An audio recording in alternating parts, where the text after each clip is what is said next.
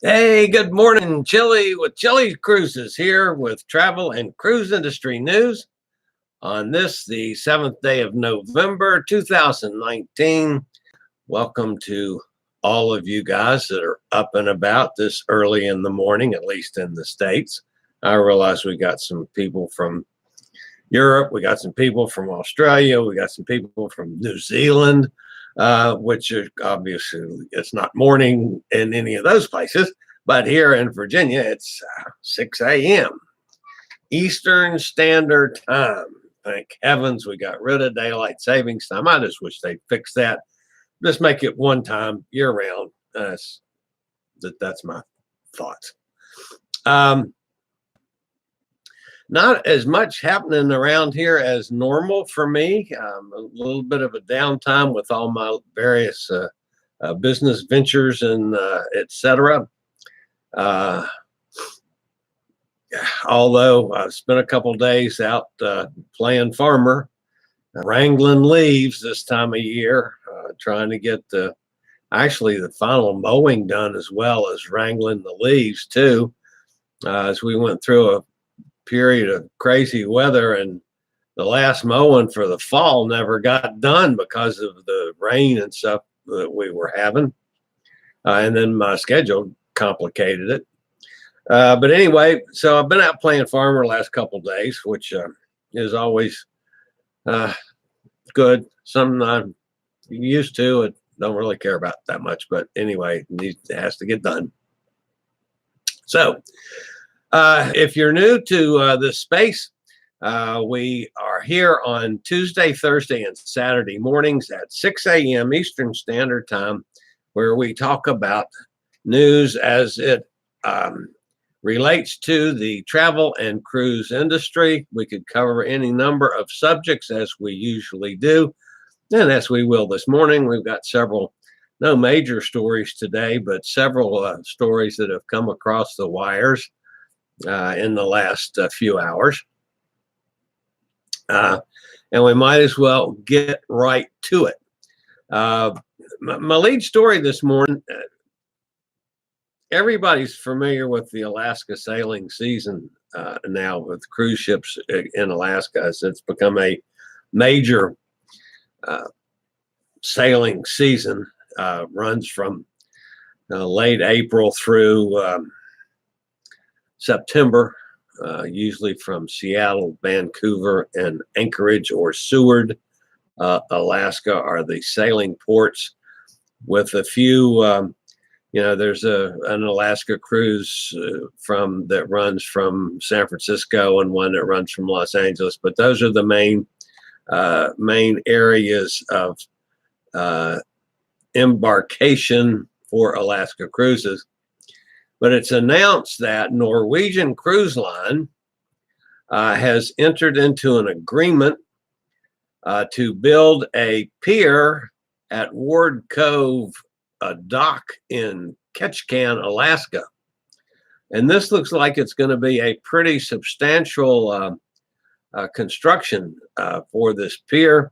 It will be built simultaneously to accommodate two of the Norwegian Cruise Line's 4,200 passenger Breakaway-Plus class ships, and is expected to be ready by next sailing season in Alaska, which will be in 2020.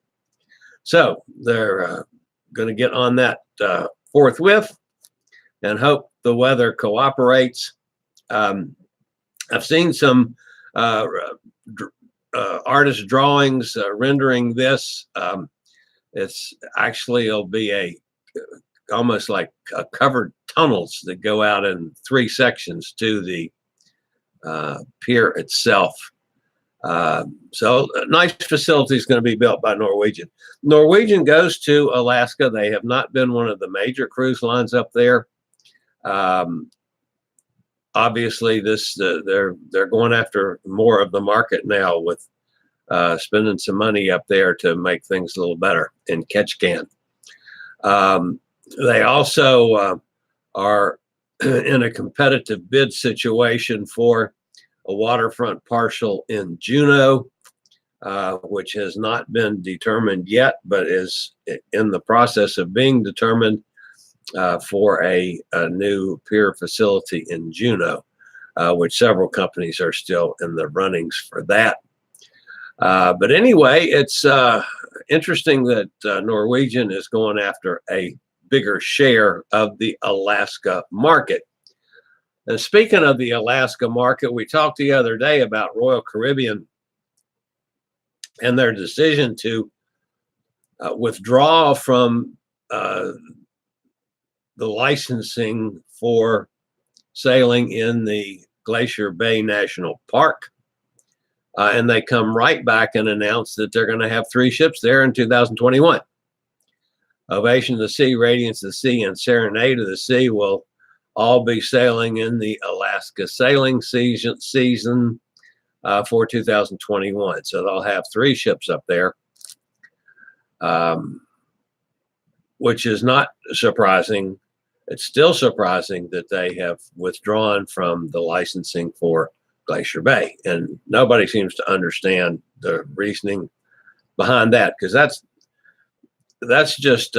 where they sail. I mean, there's no ports or stopping there.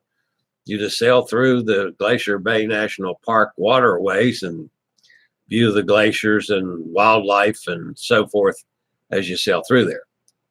But anyway, they withdrawn from that. So for the next 10 years, they will not be allowed to sail in Glacier Bay National Park. But they will have 3 ships up there in 2021.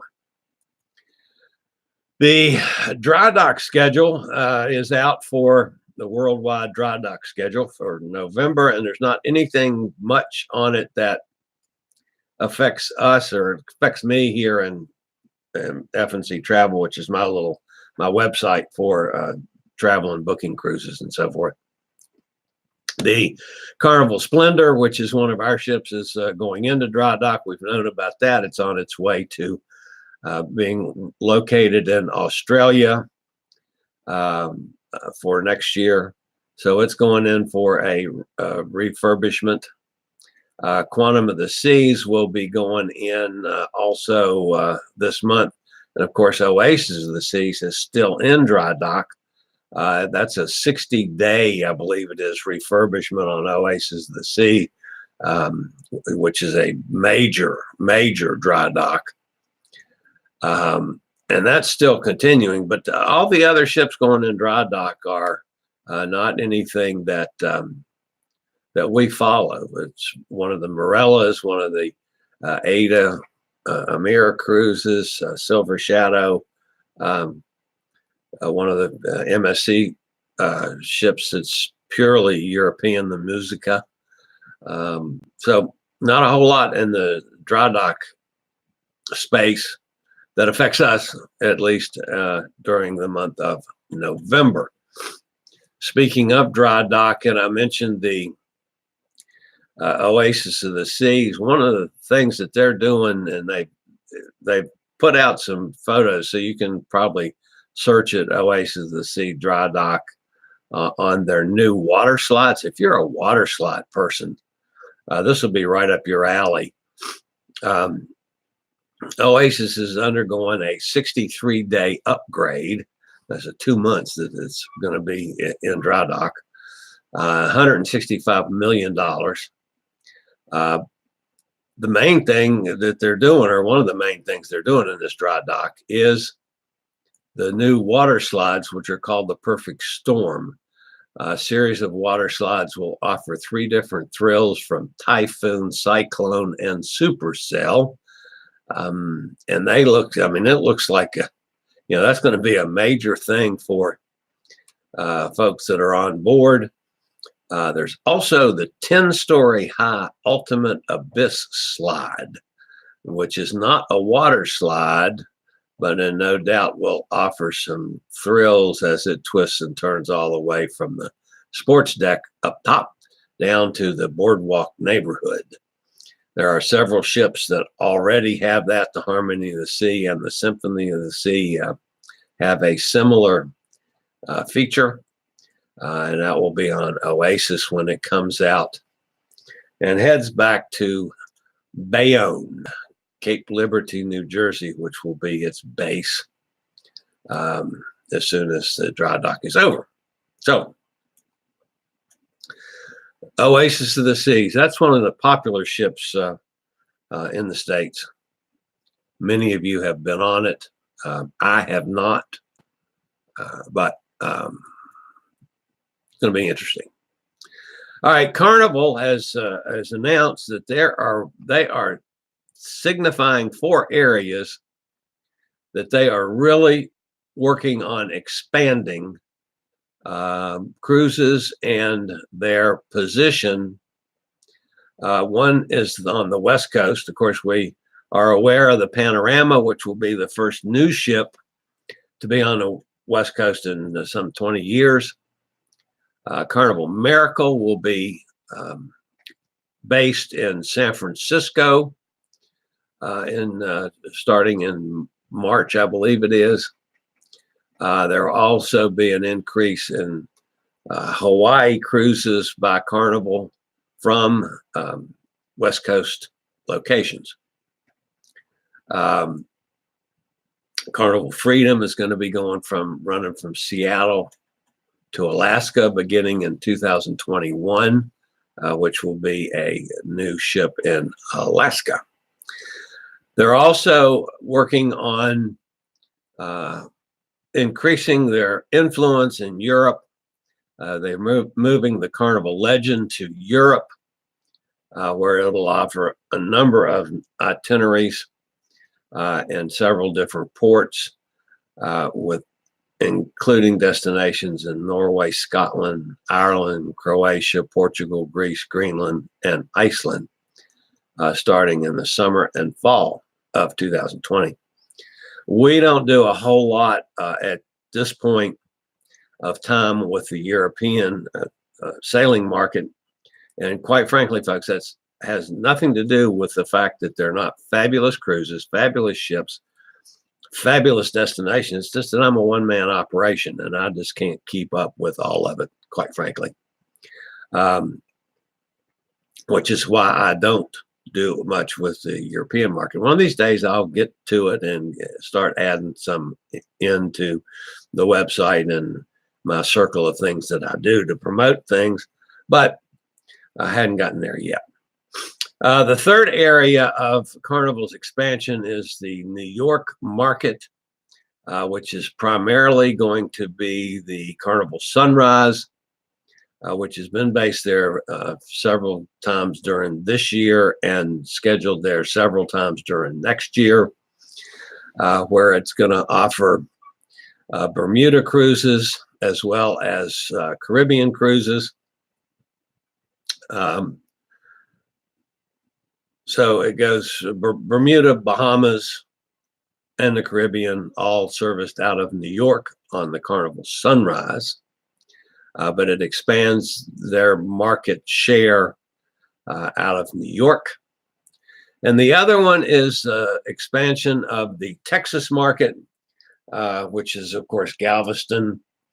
And the Carnival now has 4 ships that will be home ported in Galveston: the Radiance, the Breeze, the Dream, and the Vista.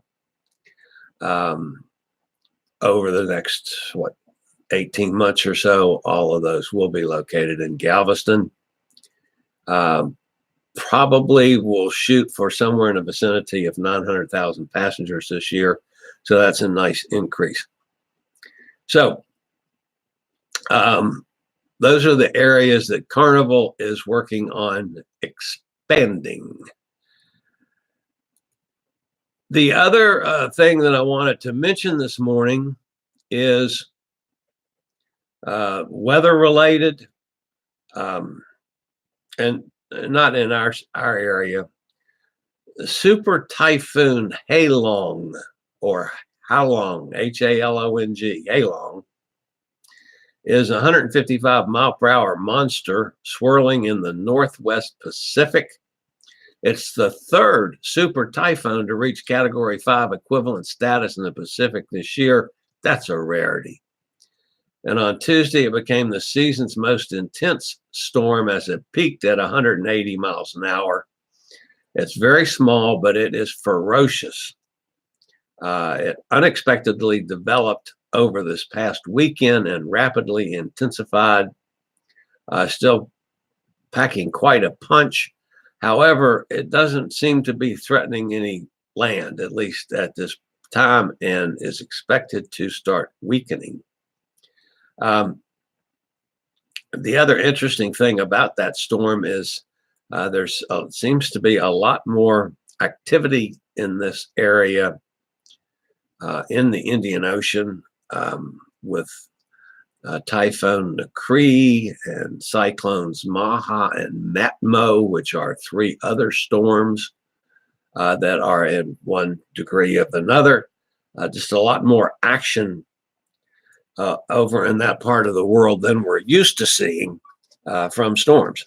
And again, folks, I don't get involved in the political ramifications and all the argument about, global warming and all that business. I'm not disputing either side of the political story on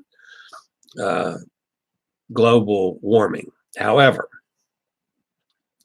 it has become abundantly clear that the storm front, the last couple years, seems to be getting worse and worse each year. We're getting bigger, stronger storms, a lot stronger storms.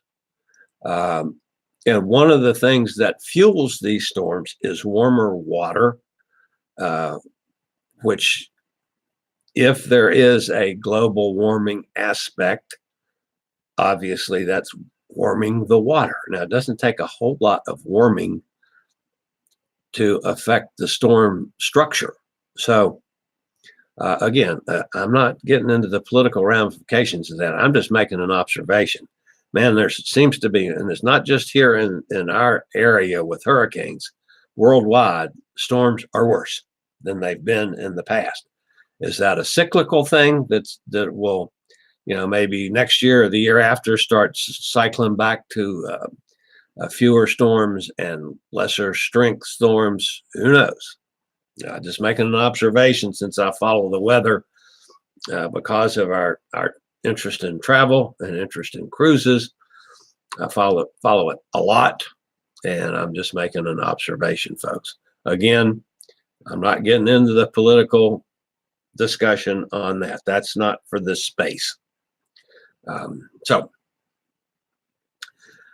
that's my take on that, for what it's worth. That's it for this morning. Again, if any of you new folks, we continue to have some nice steady growth on our subscribers on this channel. We're up to 1,606, I believe it was, as of this morning. So if you're new, welcome to you. Like I said earlier, we're here 3 days a week with the travel and cruise industry news, which is a live broadcast at 6 a.m. Eastern Daylight Time, coming to you from Bedford County, Virginia, right outside of Lynchburg. I broadcast from the family farm where I live and travel from. Any of you are looking for a cruise, take a look at February the 1st out of Port Everglades, Fort Lauderdale. I'll be on the Zooterdam for a 7-day Jamaica Western Caribbean cruise, and that will be followed on February the 8th on the Carnival Sunrise for a 6-day Eastern Caribbean cruise. Join me. Need some information on those cruises and prices and availability and so forth.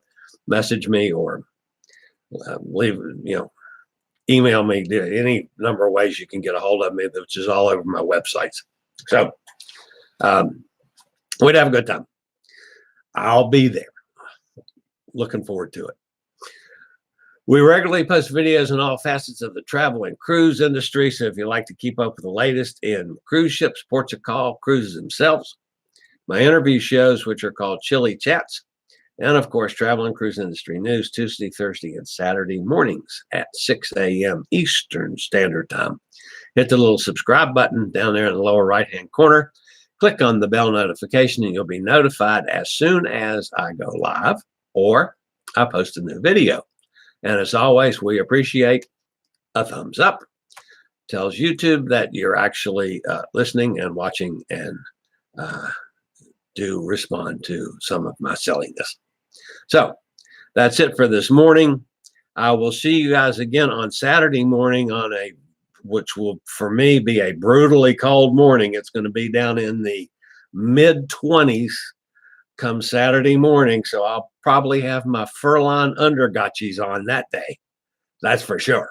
So that's it for this morning. This is Chillie, the crazy fat travel guy. Later, y'all.